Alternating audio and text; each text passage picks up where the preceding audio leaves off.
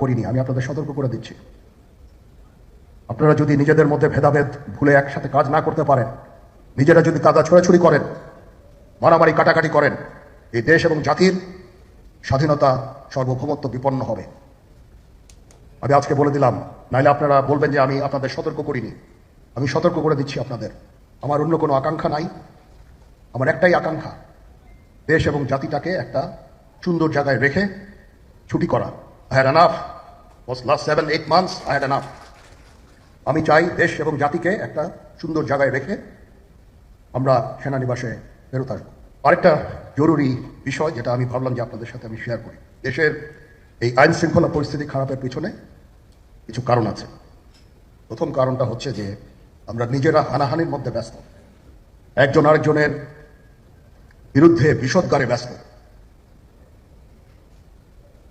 এটা একটা